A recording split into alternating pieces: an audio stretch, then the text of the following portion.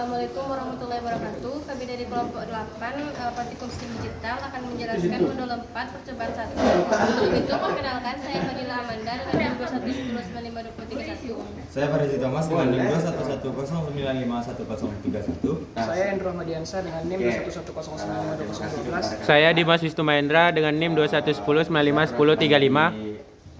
Saya akan membacakan prosedur percobaan 1. Yang pertama, matikan power supply modul. Yang selanjutnya, buatlah rangkaian seperti gambar rangkaian percobaan yang ini. Selanjutnya, variasikan input bit sesuai dengan jurnal. Dan yang terakhir, berikan keterangan pada jurnal sesuai output yang didapat. Mungkin kita langsung masuk ke bentuk rangkaiannya. Kita sudah lihat rangkaiannya seperti ini. Ini sesuai dengan rangkaian yang di atas, di mana di sini adalah flip-flop satunya. JK flip-flop 1, di sini JK flip-flop 2, di sini JK flip-flop 3, di sini JK flip-flop 4. Kemudian di sini ada inputan B0 sampai B6. Di sini B0-nya itu terhubung ke R semua flip-flop. Jadi di sini gunanya untuk mereset output dari semua flip-flop. Kemudian ada inputan B1, yaitu untuk B1 ini adalah inputan dari J flip-flop yang pertama. Kemudian B1 aksen ini adalah inputan untuk K flip-flop yang pertama. Kemudian untuk flip-flop yang kedua, inputannya itu kita ambilkan dari key flip-flop yang pertama. Untuk inputan K-nya itu kita ambilkan dari key aksennya sendiri atau feedback untuk flip-flop yang kedua. Begitupun untuk flip-flop yang ketiga, inputan J-nya dari flip-flop yang kedua, dari output key flip-flop yang kedua, tapi inputan K-nya dari key aksen flip-flop yang ketiga itu sendiri sebagai feedback. Begitupun untuk yang keempat. Kemudian di sini ada B2. B2 di sini terhubung ke clock.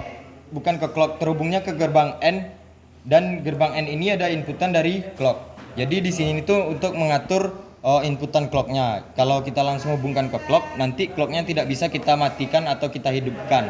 Tapi kalau di sini kita hubungkan ke gerbang N itu apabila salah satunya bernilai 0, maka outputnya 0. Jadi clocknya bisa dikatakan mati. Atau makanya kita di sini hubungkan B2 ke N. Kemudian ada B3. B3 ini untuk S dari flip-flop yang pertama, B4 nih S flip-flop yang kedua, B5 nih S flip-flop yang ketiga, dan B6 adalah S flip-flop yang keempat. Kemudian di sini kita melihat ada 4 buah LED yang hidup. Di sini ada H4. H4 ini terhubung ke key flip-flop yang pertama. Kemudian H5 terhubung ke key flip-flop yang kedua, kemudian H6 terhubung ke key flip-flop yang ketiga, kemudian H7 terhubung ke key flip-flop yang keempat. Mungkin langsung untuk percobaan yang pertama. Untuk percobaan yang pertama dapat dilihat di sini untuk switch B3 sampai B6-nya. B3 sampai B6-nya 0 semua. Lalu untuk B0 dan B2-nya 1, B0 dan B2 1. Nah, lalu untuk yang B1 ini bukan don't care, ini adalah yang kita ubah untuk kondisi nanti itu kita ubah. Bentar. Ya, tunggu terkirim semua. Untuk yang saya buat di sini 1011. 1 0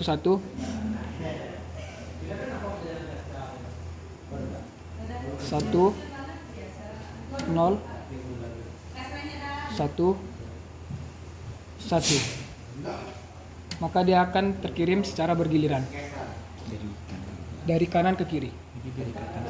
Lalu dia disebut SISO karena inputan dan keluarannya sama-sama dengan masukan dan output satu-satu.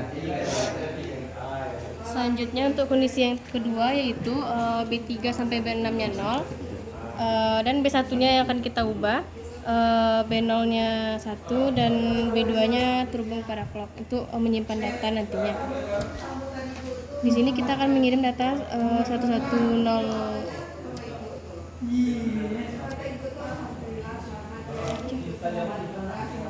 Di sini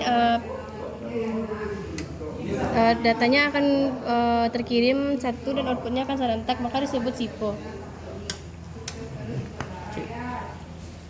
Jadi selanjutnya untuk yang ketiga yaitu B1 ya 0, B0 B2 nya 1, dan untuk B3 B6 nya ini X, kondisi X. Jadi misal kita mau masukkan nilainya itu 1001,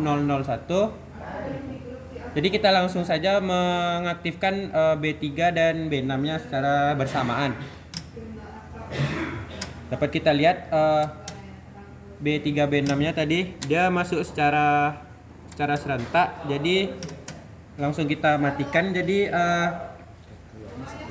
tapi keluar dari outputnya ini secara satu-satu. Jadi dapat kita katakan ini kondisi ketiga itu pisau, yaitu inputannya masuk secara serentak, tetapi outputnya itu keluar secara satu-satu. Kemudian ada untuk kondisi yang keempat, yaitu untuk inputannya sama karena di sini juga paralel in. Jadinya untuk inputannya itu dari B3 sampai B6. Kemudian di sini untuk B0-nya bernilai 1 karena di sini adalah R-nya. Kemudian di sini untuk B1 B2-nya itu bernilai 0. B1 B2 bernilai 0. Kemudian misalkan kita memasukkan data 110.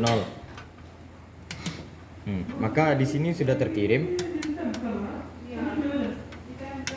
Nah, langsung kita matikan dari R-nya untuk mengirim datanya. Karena datanya masuk satu-satu, kemudian kita matikan, langsung terkirim.